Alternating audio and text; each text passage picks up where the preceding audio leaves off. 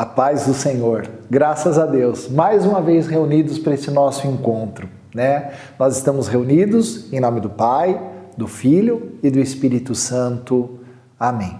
Irmão, se inscreva no nosso canal. Toda semana, quando lançarmos mais um encontro, você receberá a nossa informação, tá bom? Espero que essa Escola da Fé Católica no YouTube esteja te fazendo muito bem. Nós estamos aqui porque amamos você, porque amamos a igreja. Nosso único propósito, servir a Deus e a vocês. Amém? Bom, estamos estudando o nosso credo niceno-constantinopolitano, esse símbolo da nossa fé, e caminhamos até aqui, né, explicando muita coisa. Então, eu já falei para vocês que ele é todo dogmático, né? Falamos um pouquinho já sobre heresia, como ele começou a ser formulado. Então, ele é todo dogmático, desde a palavra creio até a palavra amém, né? São 12 artigos dogmáticos.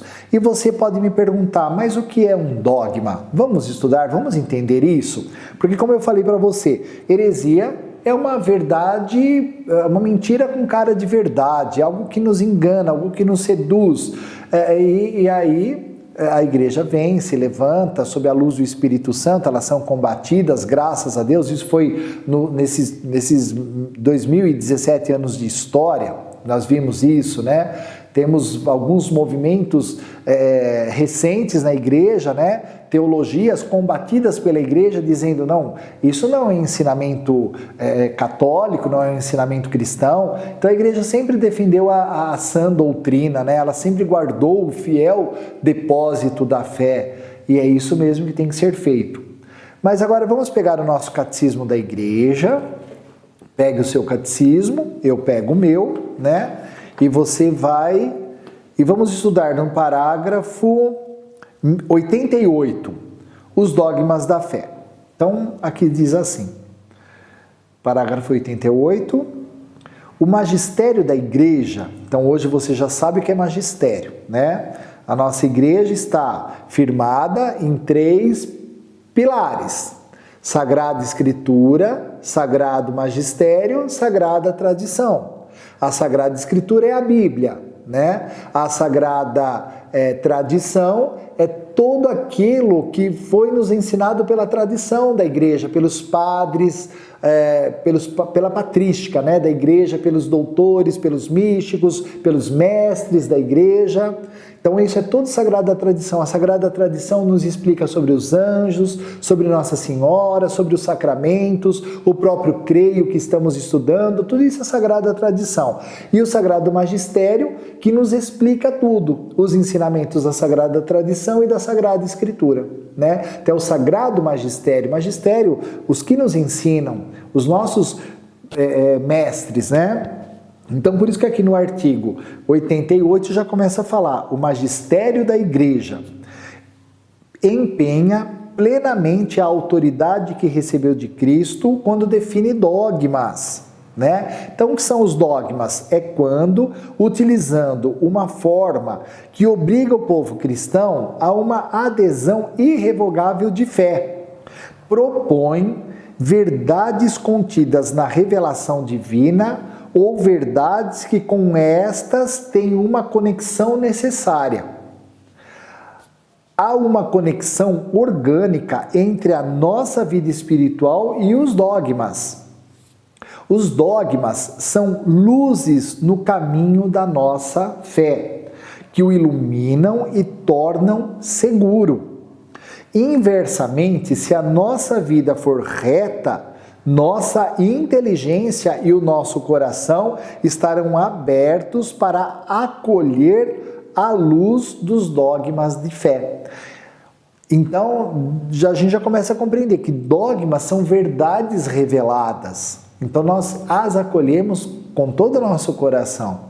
Então, nós não saberíamos se Deus não tivesse nos revelado, né? Então, como nós vimos, quando a igreja se levanta contra o arianismo, ela diz assim, não, o arianismo diz que Jesus não é Deus, e a igreja fala, não, Jesus é Deus, porque isso nos foi revelado. Quando o macedônio, o macedonismo diz que o Espírito Santo não é Deus, a igreja se levanta e fala, não, o Espírito Santo é Deus. como nós já estudamos essas particularidades nos nossos encontros anteriores. Se você não os viu, vá lá, né, nos nossos encontros anteriores que explicamos tudo isso direitinho, né?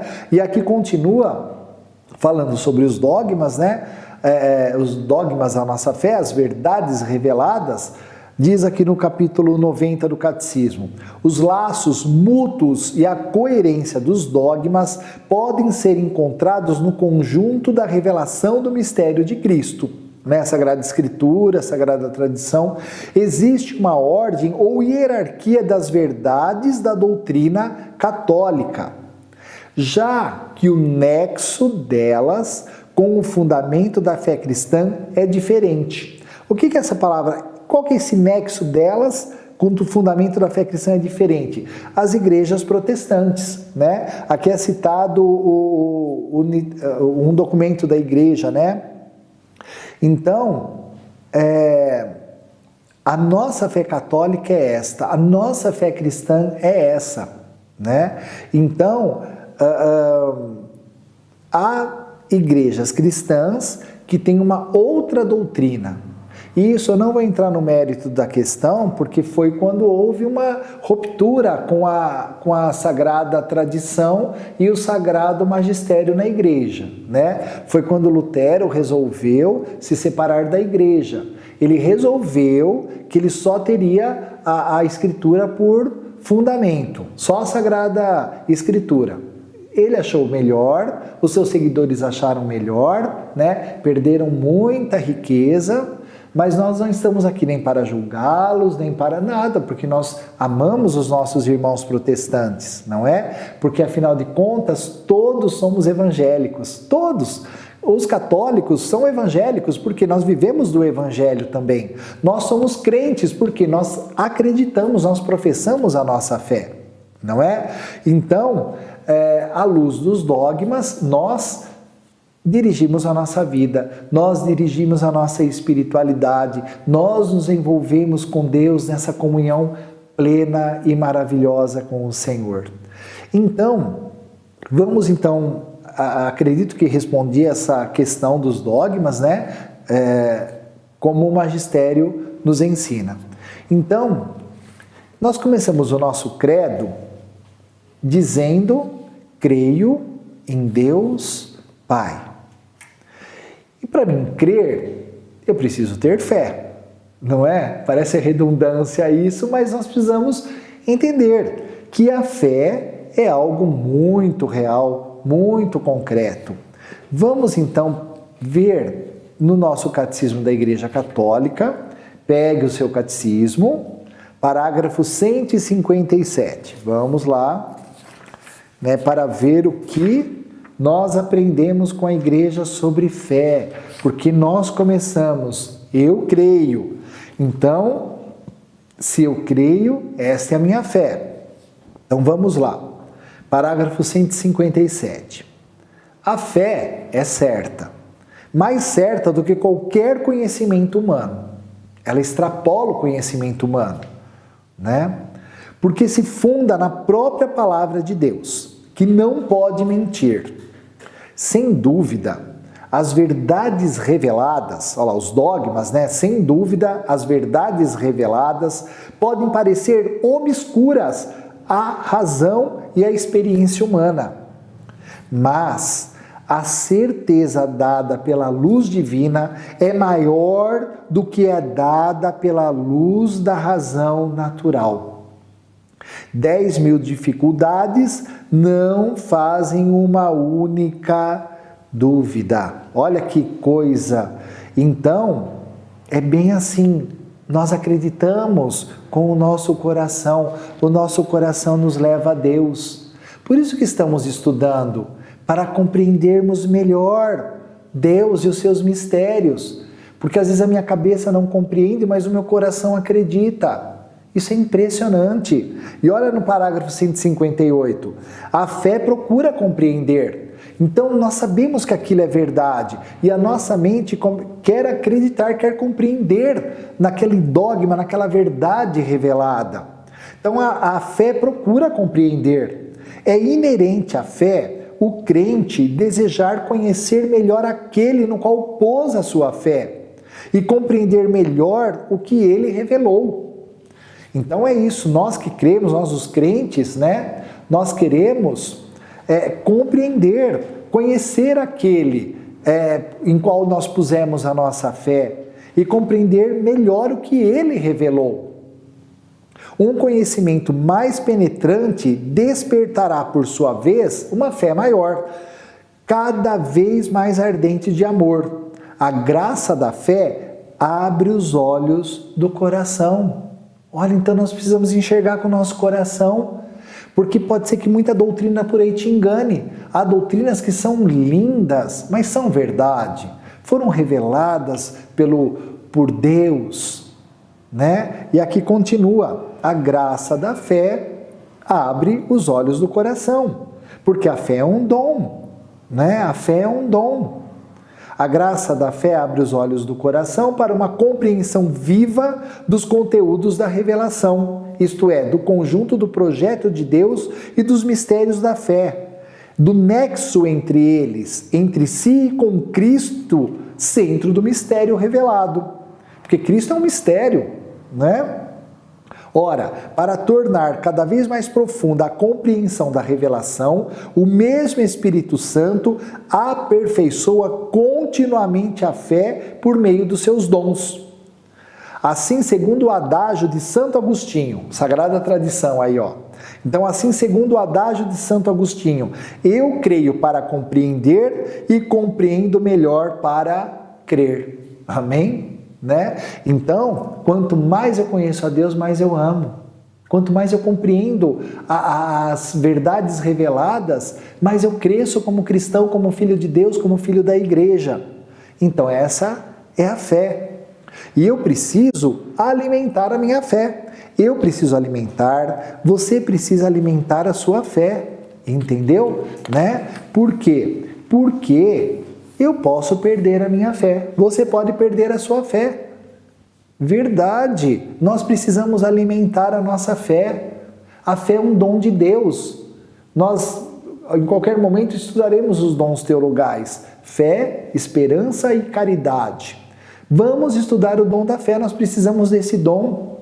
Eu preciso alimentar, preciso querer crescer na fé, compreender mais e mais, né? Como disse Santo Agostinho aqui que nós vimos, né?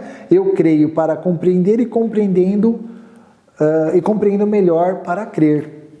Olha o parágrafo 162, 162, o que fala? A perseverança na fé. A fé é um dom gratuito de Deus. É um dom gratuito que Deus concede ao homem. Este dom inestimável, podemos perdê-lo. Uau! O magistério nos ensinando, a igreja dizendo, a fé é um dom gratuito que Deus concede ao homem. Este dom inestimável, podemos perdê-lo, né? Nós precisamos ler a encíclica de João Paulo II, hoje santo, Fé e Razão em Harmonia.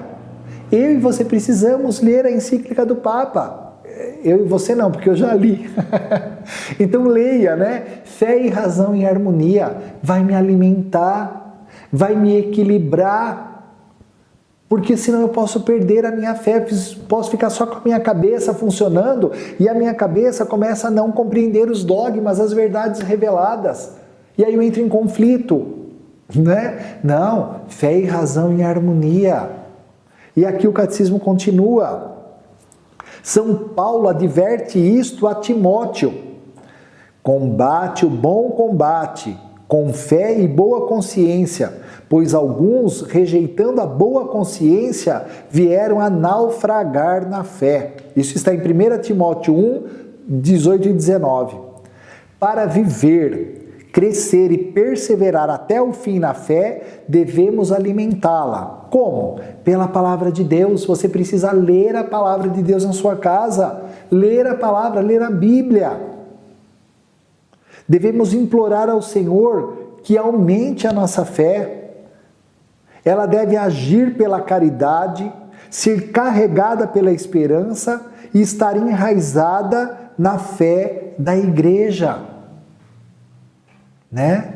Então isso é muito sério. Então olha só, olha o parágrafo 166 que continua.